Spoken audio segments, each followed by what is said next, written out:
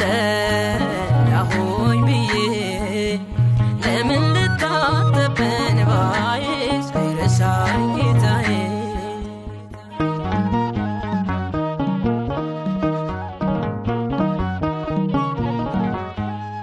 አይቶኛልና ስገፋ